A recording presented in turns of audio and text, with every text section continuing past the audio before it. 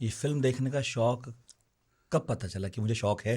ऐसा तो हम सब देखते हैं। नहीं, देखिए, अगर कहूँ तो फ़िल्म तो देखने का शौक तो मैं समझता हूँ हमारे दौर में भी लोगों को, उस समय ये मल्टीप्लेक्सेस नहीं थे, पीवीआर्स नहीं थे, तो हम लोग सब कोई फ़िल्म रिलीज़ होती थी तो कोशिश करते थे कि अगर उसकी तारीफ़ सुनी है तो फर्स्ट डे फर्स्ट शो।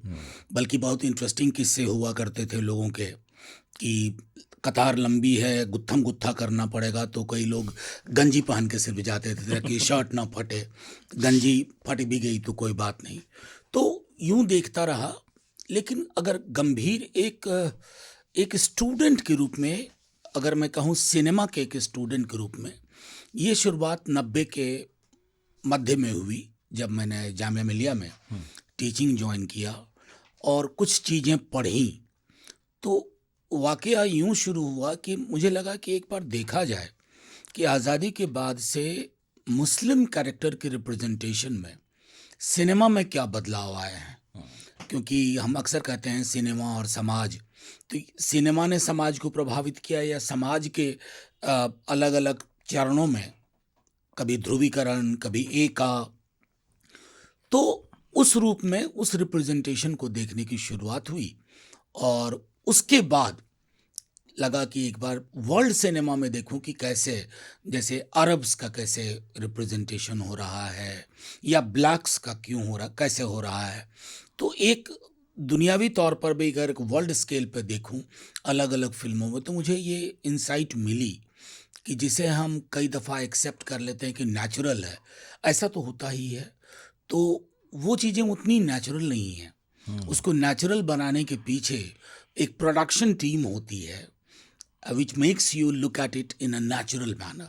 तो वहाँ से शुरुआत हुई वर्ल्ड सिनेमा को भी देखने की। आप सिनेमा के इतने शौकीन हैं, आपकी बातचीत होती है मुंबई में जो लोग सिनेमा बनाते हैं उन लोगों से?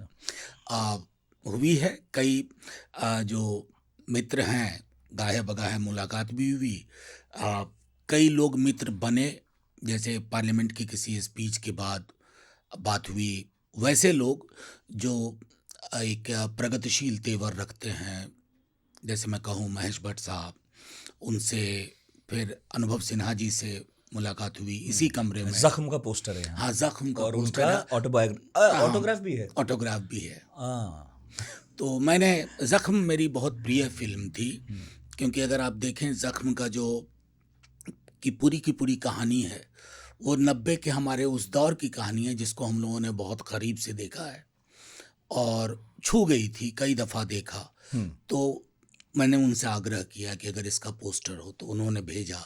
उसी तरह सुधीर मिश्रा जी की है अफ़वाह, मुझे बेहद पसंद आई थी, तो उन्होंने एक पोस्टर भेजा जो बाहर मेरे ऑफिस के लगा हुआ है, और बातचीत होती रहती है। कोई करेक्टर है ऐसा इतिहास का जिस पर आप चाहते हैं कि फिल्म बननी चाहिए, बनी नहीं है?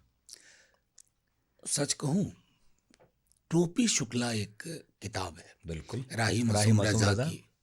मैं चाहता हूँ टोपी के किरदार पे फिल्म बननी चाहिए। इस देश को आज की डेट में इरफान और टोपी शुक्ला की दोस्ती की ज़रूरत है।